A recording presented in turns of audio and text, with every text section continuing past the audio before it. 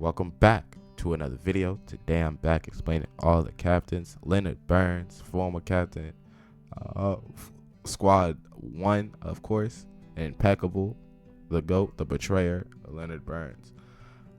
Unfortunately, he had unwavering faith in the Holy Soul Empire ever since encountering the Evangelist. Of course, the Evangelist, or Hamia, was able to sway his mind to, of course, be on their side and help them out in the long run.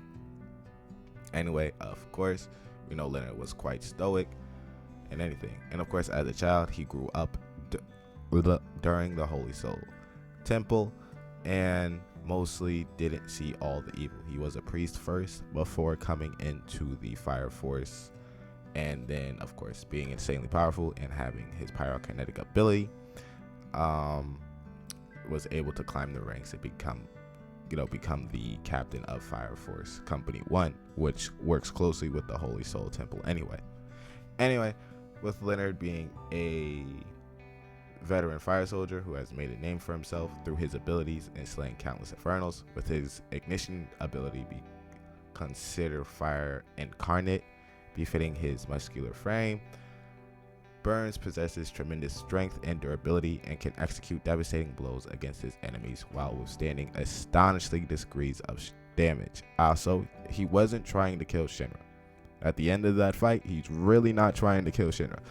Anyway, he was able to shrug off the various attacks of Shinra Kusakabe while sparring and managed to block his rapid attacks with only minor bruises. The only one, well, Captain Burns and Benimaru was always a debate, of course, so it really depends on who you think is stronger.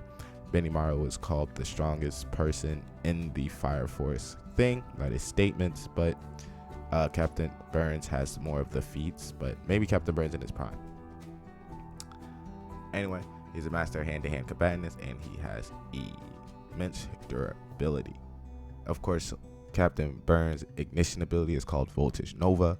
Using it, he can burn the flames inside his body like a furnace to increase his formidable physical abilities with thermal energy.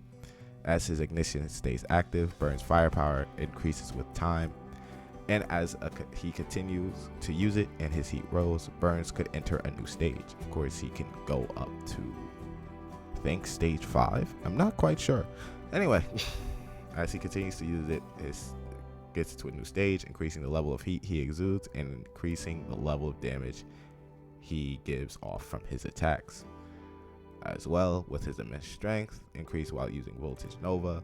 When activating stage 2, he was capable of ripping apart a Fuchu prison, and at stages 3 and 4, his strength increased further, allowing him to blow incredibly large craters in the ground with a single punch and swing a human through pillars with one hand. He has immense durability, of course, and heat energy, pushing the plasma on Arthur's Boyle's Excalibur back at him and redirecting the flames of Shinra's kicks by intercepting the kicks with his palms. It's never really stated what generation Captain Burns is. Is he 3, 4, or 2? So, I mean, it is really up to debate.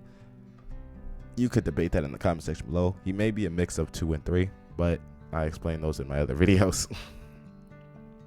Anyway, we see him in the introduction arc, the first special Fire Brigade arc, where of course the Evangelists make their first appearance, the 5th Pillar arc versus the Holy Soul Empire arc, of course, where he does that little investigation and in turn betrays the Fire Force and still dies, but and then we see him in the Great Cataclysm arc.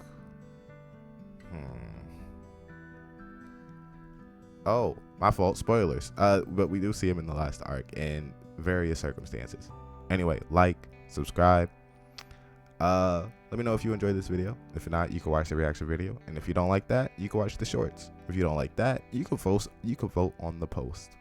We make content here daily. I don't want to ever do you guys dirty. Anyway, like, subscribe, and I'll see you later.